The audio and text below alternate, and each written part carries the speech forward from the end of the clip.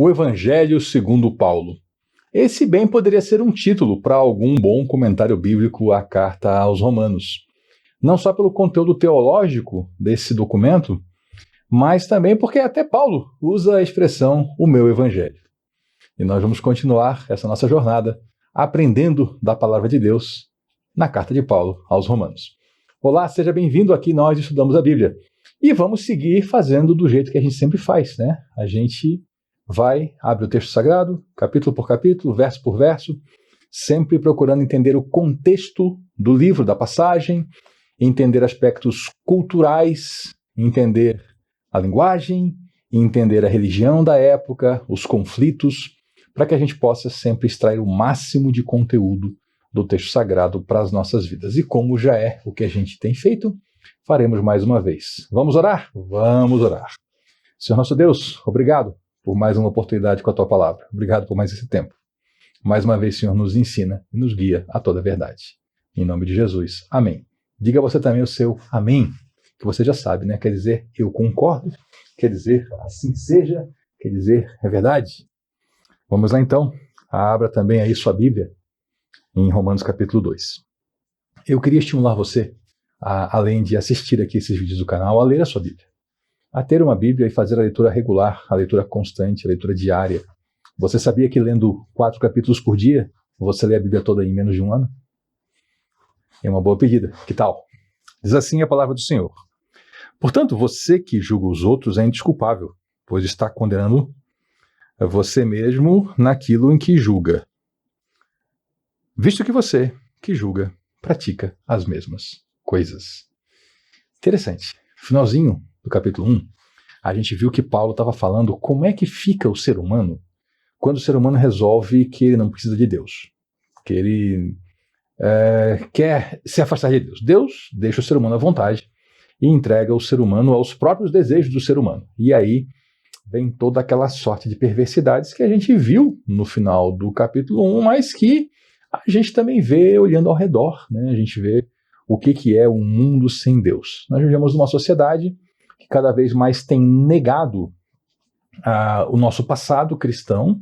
Então a gente vê instituições, grupos, pessoas cada vez mais querendo se afastar da nossa história com Cristo, se esquecendo que essa civilização ela se tornou civilizada por causa do Evangelho.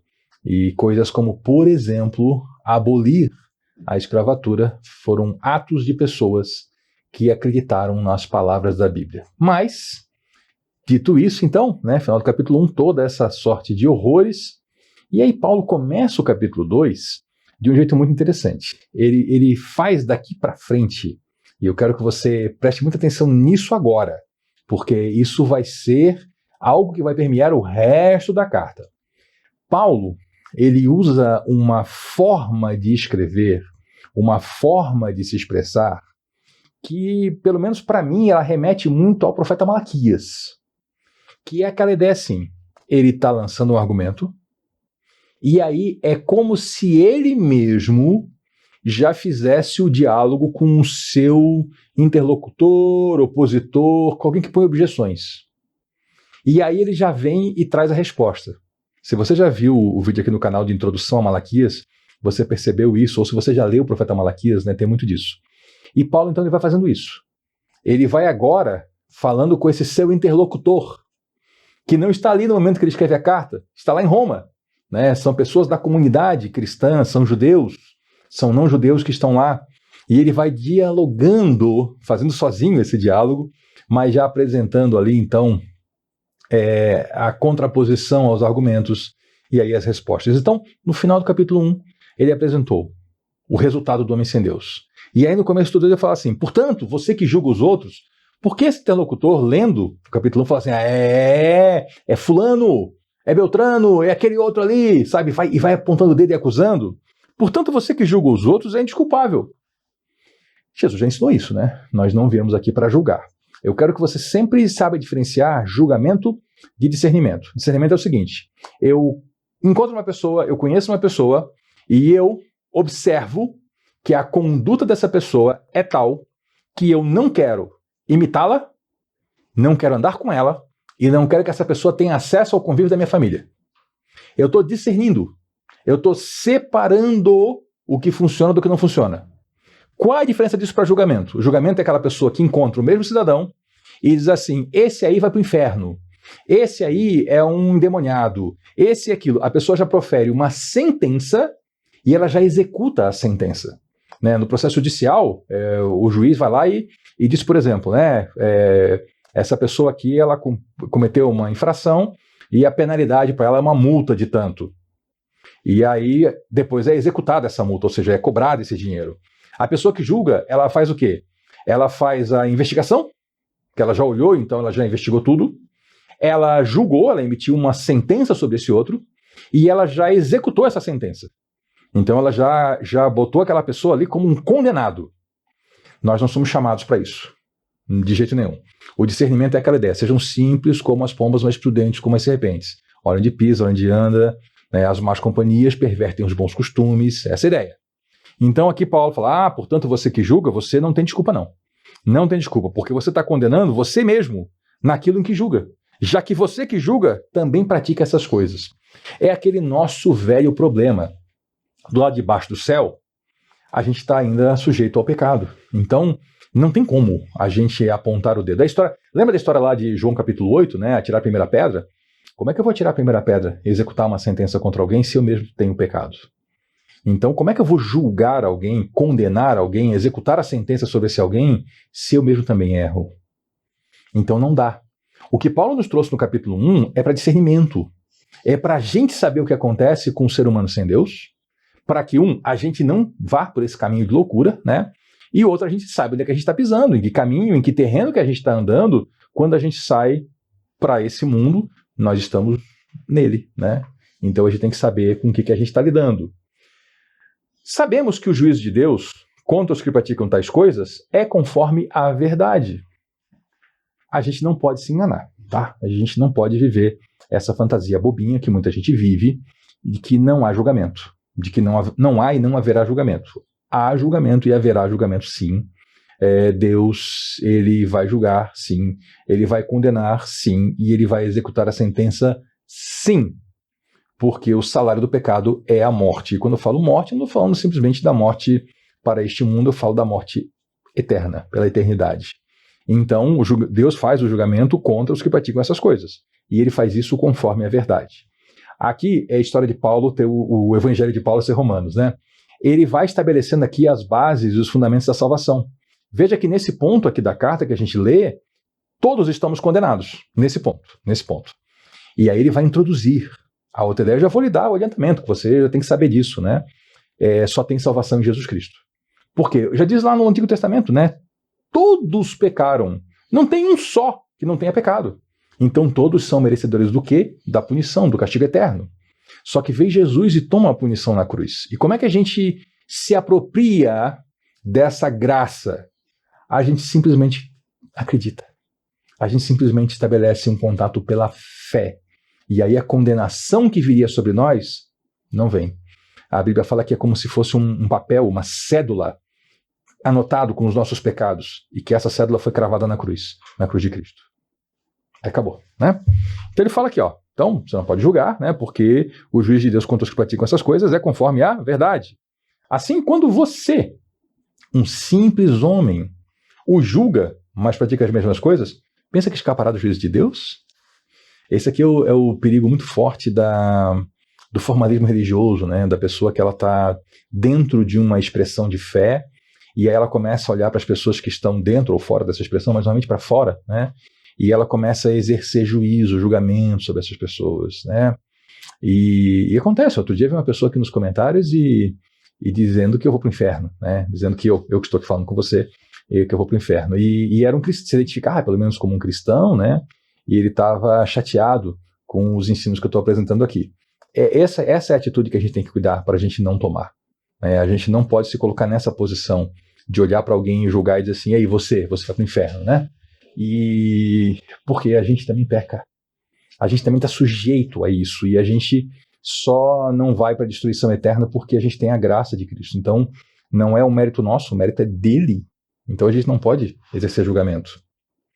Ou será que você despreza as riquezas da sua bondade, né, da bondade de Deus, tolerância e paciência, não reconhecendo que a bondade de Deus o leva ao arrependimento?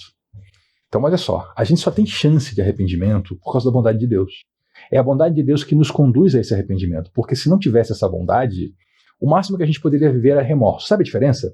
O arrependimento ele leva para a vida, tá? Por quê? Porque ele é um caminho traçado por Deus, ele é um caminho que Deus lançou para a gente poder se chegar à presença dele. Então, é um caminho de metanoia, em grego, quer dizer, além da mentalidade. Noia, mente, meta é além. Nós vamos para uma nova mentalidade, para um novo caminho de vida. E o remorso, ele é remoer. É a pessoa que simplesmente olha para um ato ruim que ela fez e ela revisita, ela revive aquele ato continuamente e ela morre um pouquinho mais a cada vez que ela revive aquilo. Então, o arrependimento é um presente também que Deus nos dá, essa oportunidade, isso é decorrente da bondade de Deus. Contudo, por causa da sua teimosia, a teimosia aqui do religioso, e do seu coração obstinado é aquele coração teimoso, é a mesma coisa também, a teimosia da pessoa é a teimosia da razão e a teimosia das emoções. Você está acumulando ira contra você mesmo, ou seja, você insiste em fazer uma coisa que você sabe que está errado. Você insiste em caminhar por um caminho que você sabe que é um caminho de morte. Você está acumulando ira para você mesmo. O interessante dessa expressão acumular ira é que, ainda que tenha o lado, sim, de estar se acumulando para o julgamento, se está se acumulando, não está sendo despejado agora. Então Deus nos concede ainda a possibilidade de arrependimento. Mesmo se a gente julgar alguém, se a gente entrar nesse pecado de julgar e condenar o outro, Deus olha para a gente com um olhar de compaixão e de amor, querendo trazer a gente para o arrependimento. Então, hoje nós vivemos o tempo ainda da possibilidade do arrependimento. Você está acumulando ira contra você mesmo para o dia da ira de Deus, quando se revelará o seu justo julgamento. Sim, aqui é o que eu já falei. Tem julgamento, sim. Tem um dia da ira de Deus? Sim, ele é falado desde o Antigo Testamento. Eu sei que tem gente boba que fica falando essa besteira, que o Deus do Antigo Testamento não é o Deus do Novo Testamento. A gente até que fala que o Antigo Testamento não devia estar na Bíblia. São loucuras de gente que não lê a Bíblia. Se você lê o Novo Testamento e você lê ele realmente com atenção, ler, tá? Não é ficar vendo filminho bobo. Tem uns filminhos bobos, eu já comentei com você quando eu estava lá apresentando o estudo dos Evangelhos, né? Que apresentam um Jesus que não é Jesus. Fica lá aquele ator que parece que está anestesiado, dopado, aquele cara com o olhar perdido no horizonte, falando devagar, fazendo uns gestos estranhos com a mão, já viu?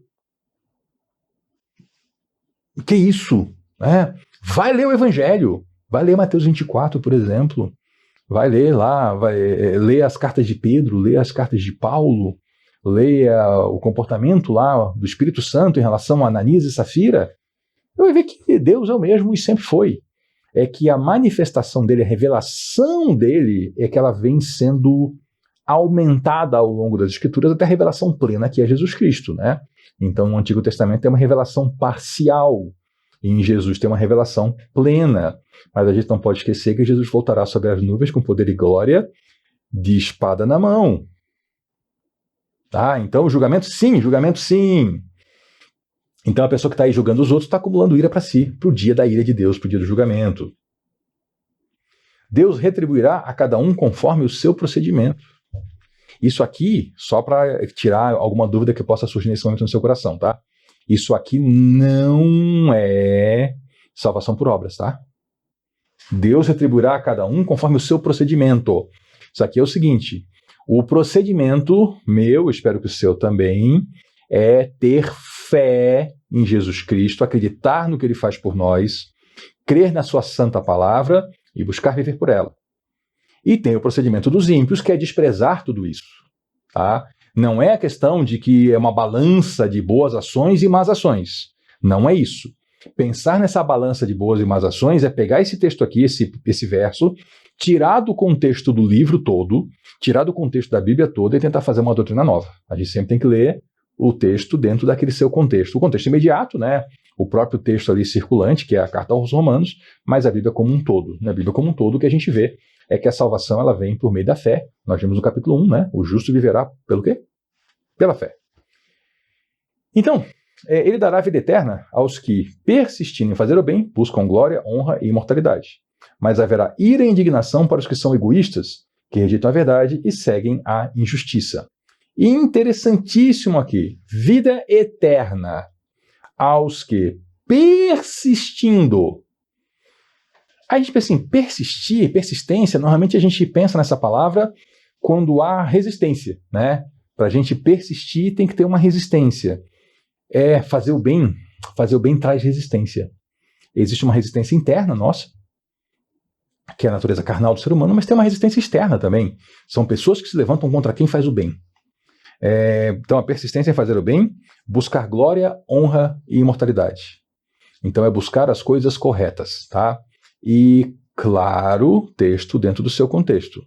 As pessoas não estão buscando glória e honra para si, estão buscando para Deus. E aí Deus, em sua bondade, é que trará os seus filhos para a glória e para a honra de estar junto com ele. E aí a imortalidade. Mas haverá ira e indignação para os que são egoístas, que rejeitam a verdade e seguem a injustiça. A verdade não é apenas um conjunto de conceitos, tá? A verdade é uma pessoa. Jesus Cristo falou o quê? Eu sou o caminho, a verdade e a vida. Então é rejeitar o próprio Jesus. Ira e indignação para os que são egoístas. É a pessoa que realmente tem a si mesmo como o centro do seu universo. Tá? Claro que tem a manifestação do egoísmo também nas coisas materiais, né? É a pessoa que não ajuda ninguém, que tudo é para ela mesma, sim. Mas o egoísmo, essa é apenas uma das manifestações. É a pessoa que realmente ela está se colocando no centro. A pessoa pode ser, por exemplo, um teólogo, né? Pode ser um líder, um pastor e alguém que tem até uma aparência de piedade muito grande, mas quando você vê a prática dessa pessoa, até a conversa, você percebe que tem ali sempre uma autoexaltação. Ou seja, mesmo dentro do campo da religião cristã, é possível uma pessoa que está profundamente envolvida com isso ser egoísta, porque está colocando a si mesmo sempre acima, à frente e ao centro de tudo que faz. Os egoístas que rejeitam a verdade seguem a injustiça. Vamos lembrar, nós vimos no capítulo 1, né? Justiça e injustiça. Aqui na Bíblia não são conceitos judiciários de uma aplicação de pena correta a quem é o transgressor e de absolvição do não transgressor. É muito mais do que isso, né? Dentro da Bíblia, justiça e injustiça está ligado às ações concretas e práticas do dia a dia e está ligado ao quê? Ao receber a justificação de Deus. Deus justifica, Deus torna justo aquele que nele crê. E aquele que nele não crê continua na sua injustiça, continua na culpa pelos seus atos. Haverá tribulação. Tribulação, essa é uma palavra assim, bem do linguajar bíblico, né? Quer dizer dificuldade, luta, problema, deu ruim, né? Tribulação e angústia para o ser humano que pratica o mal. Então, aqui existe um fim para o mal, né? Muita gente se pergunta, até se preocupa. Nós vemos o mal, muitas vezes nós vemos o mal se manifestando nesse mundo e as pessoas tendo um resultado que aos nossos olhos é um resultado favorável a elas. Mas a palavra de Deus fala, olha, para essas pessoas tribulação e angústia. É aquele ditado popular, né? Aquela conversa popular que tenta refletir um conhecimento mais profundo, que a pessoa pode escapar à justiça dos homens, mas não escapará à justiça de Deus, né? Então, aí Paulo aqui vai estabelecer uma ordem de eventos que também é importante você fixar, porque ele vai desenvolver isso mais à frente. Haverá tribulação e angústia para todo ser humano que pratica o mal, primeiro para o judeu e depois para o grego. Sempre Paulo coloca primeiro para o judeu e depois para o grego. O grego aqui representa todo mundo não judeu, né? E por que primeiro para o judeu? Porque o judeu primeiro recebeu a palavra de Deus. Vamos lembrar que a Bíblia foi formada, o Antigo Testamento foi formado no âmbito da comunidade hebraica. Os judeus são a sequência, né, da comunidade hebraica. É judeu porque é a tribo de Judá. Tá? Houve guerra, houve exílio, e todo mundo foi mandado para fora, e o pessoal que voltou era principalmente a tribo de Judá, e aí se passou a chamar de judeu. Tá? Mas glória e honra e paz para todo que pratica o bem. Primeiro para o judeu, depois para o grego. Da mesma forma, né? Quem recebe, como o senhor falou, quem recebe é cobrado de acordo com aquilo que recebeu. Pois em Deus não há parcialidade. Em Deus não há acepção de pessoas. Quer dizer, Deus não tem aquele favoritismo, né? Esse aqui eu não vou tratar igual eu trato os outros. Não, o julgamento está aí os resultados também estão aí para todos, né? Paulo estabelece uma ordem de prioridade, onde é que primeiro pega. Nós vemos no Antigo Testamento isso muito forte, que a limpeza, a purificação, a punição, o juízo, sempre começa dentro do templo. Sempre começa lá no núcleo do templo e depois vai expandindo. Ou seja, quem está mais perto é cobrado primeiro. E assim a gente dá a nossa pausa costumeira para retomar na próxima e continuar esse estudo. Muito obrigado pela sua companhia. Volte na próxima, porque aqui nós estudamos a Bíblia. Até lá!